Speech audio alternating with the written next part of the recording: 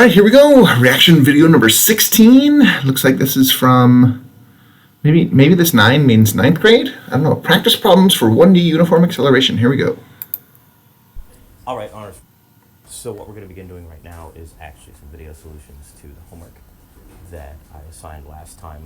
Now, I had actually very briefly covered the 3 equations we use in class that have to do with acceleration. So there's this one, and this one.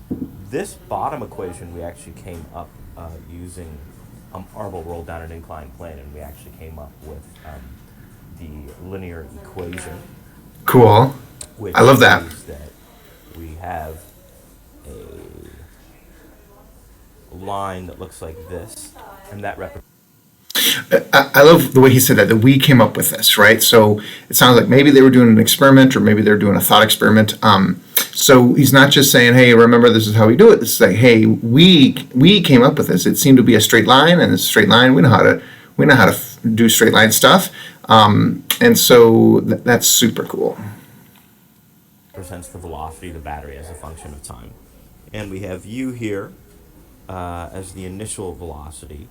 And so as the battery rolls down the hill, it gains more and more speed, and we realized that was a linear graph. And so the equation of the line, the y equals mx plus b equation, turns into b equals at plus u. The other thing that we remember is that the displacement is in fact given as the area under this graph. Love it. And so when we get the area under this graph, that actually gives us this equation when we use our formulas from geometry. We're not going to prove that in class.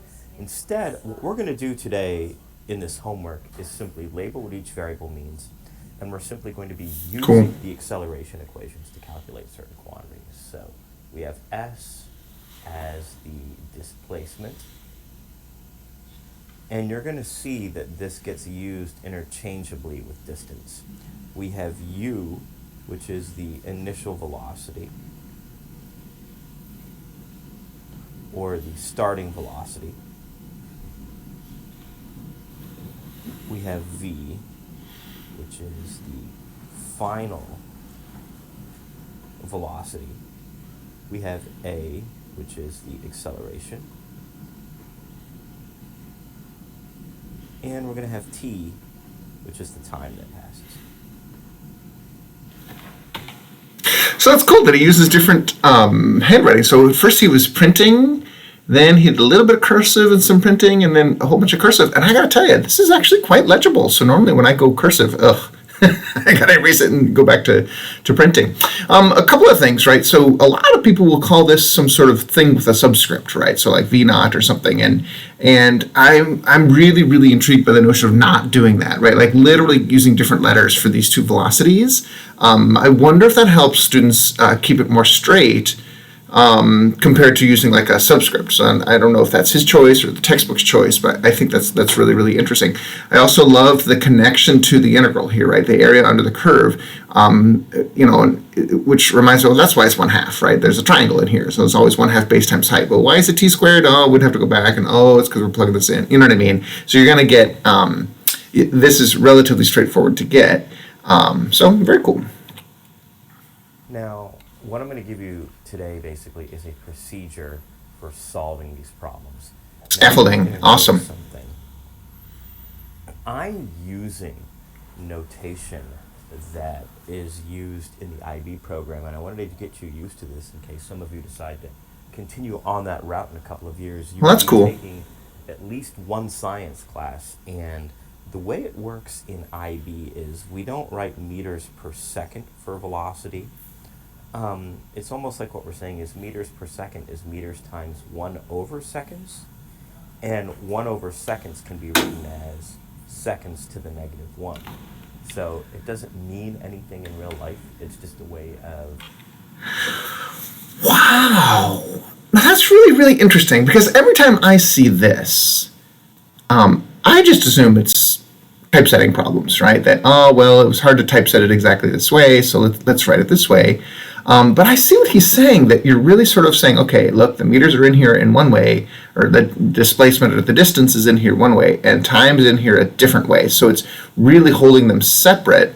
I wonder how he writes, I guess kilogram meters per second is probably kilogram meter second to the -1, or, Newton. I'm really intrigued by this, because I'll bet you it helps them recognize, okay, everybody plays a similar role. They all get sort of one, it's all going to show up, and some of them are going to have some superscripts here. So, that's really interesting. Doing the typography, I guess it's cheaper or something to do it. Yeah. But this is how they do it in Europe. And IB actually follows European naming conventions. I didn't know that. So these equations, by the way, we kind of abbreviate them as the SUVAT equations.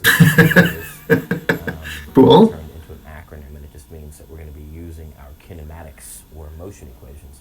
So SUVAT is the abbreviation we use. That's cool. SUVAT in class. Because then they can remember that they need to do 5 things. What we're going to do is we just read the initial velocity of a car is 2 meters per second, becomes 8 meters per second after traveling 2 seconds under constant acceleration, and we want to find that acceleration. So what we're going to do is I'm just going to actually write out the letters of SUVAT here. I love the scaffolding. And I'm going to do this for every problem. So the first step in any of these problems is you actually write out the letters. Now, I don't know what its displacement is at the end. I know that the initial velocity is 2 meters per second. Oh man, I would struggle writing that. 8 meters per second. I don't know the acceleration, but I do know it travels for 2 seconds. And now what I'm going to do is I'm simply going to bring down one of these equations and use it. So it's interesting, right? Because the problem actually only asks for one thing, so only one of these question marks. So he said, well, we also don't know this. I'm curious if he'll actually go back and calculate that, but let me just get my rough estimate here. So 2 to 8 in 2 seconds. Okay, so it's going to go 6, so 3 meters per second squared. So a third of a g. So yeah, I guess a regular car could do that. So what would this be? I mean, this is really slow, right? This is like 6 miles an hour, and this is like maybe 20 miles an hour. So basically starting, let's round this down to 0.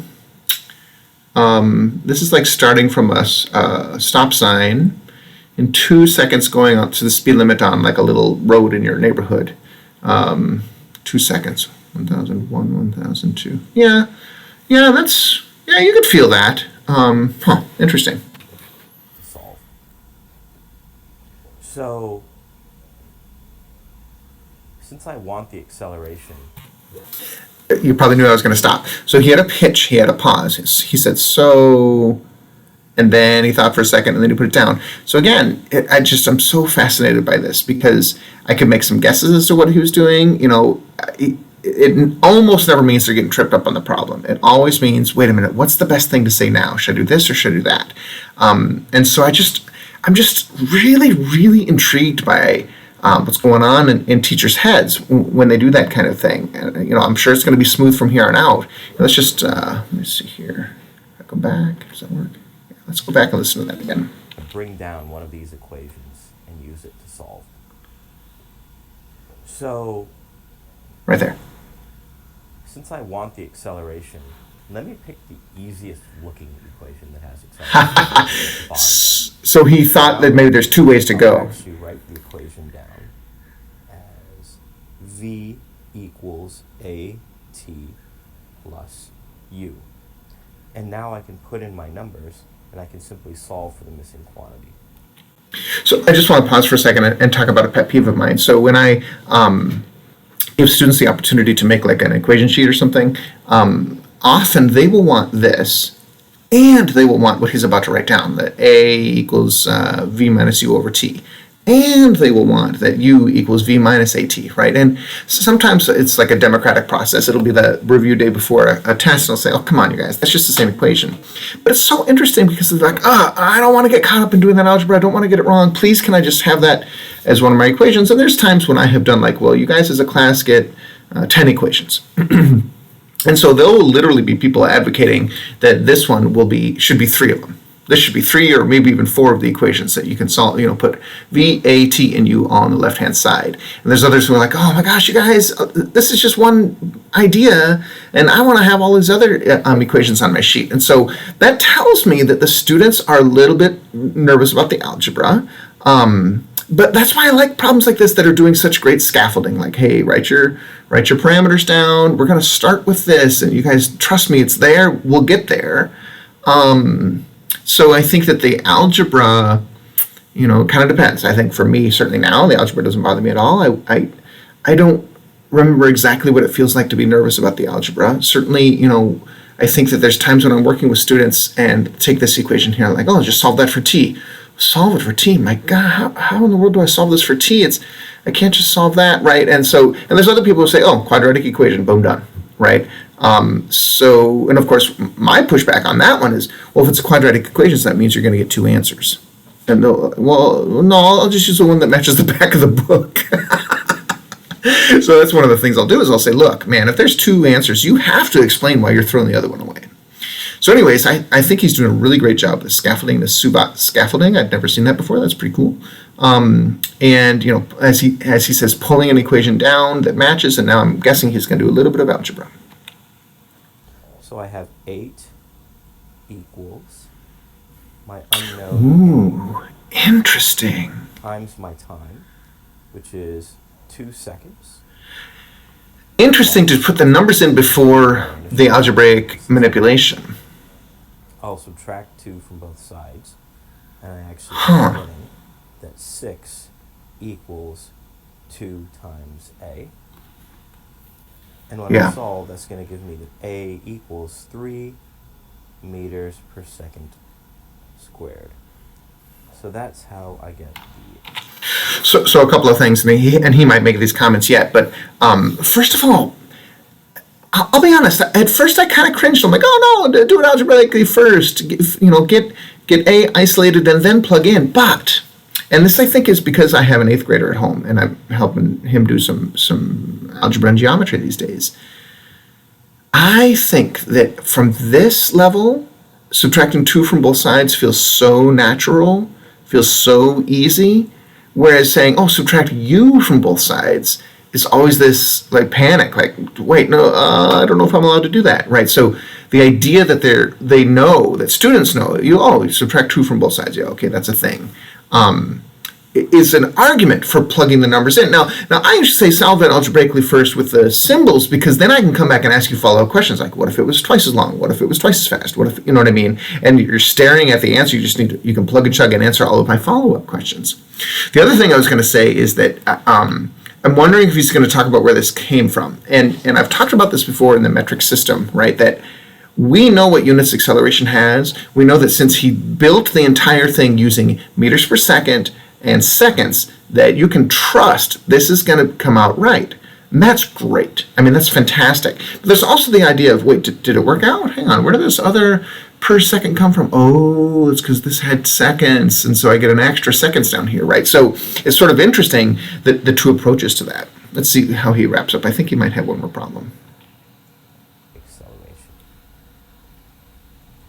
Now, for number 2, I'm going to do a similar process. It says a car accelerates from rest to 28 meters per second in 9 seconds. Find the distance it travels. You notice that S is the letter for displacement, but in one... I'm just going to pause there, getting a little long here. So I think that the scaffolding in this problem, let me just back up a tiny little bit so we can see. The scaffolding I think is really cool. The SUVAT stuff is awesome. Say, hey, here's what we're going to do. Let's see how we can do. I think that it's interesting to let students know that, hey, wait a minute, there's 2 question marks, but what the heck, it's only asking us for 1. I thought that the plugging in numbers right away was fascinating, and I thought that the explanation of why we're writing the units this way was also really, really cool. So I think there's a lot of really great stuff in here, and I think for those people who see these, let's call it a straightforward, simple problem, and they get bored, and they're like, oh, whatever, all of these are these moments to build scaffolding, or possibly start to take scaffolding away. It kind of depends where the class is at, time-wise. So I think that it's so interesting to see, what I always tell college physics teachers is I say, look, you got to call up your high school physics teacher friends, because they do so much more of this than you do. They put so much more thought into this than you do. And it's so interesting to see what they have developed to really help their students. All right, you guys, well, have a great day. And remember, physics teachers are awesome.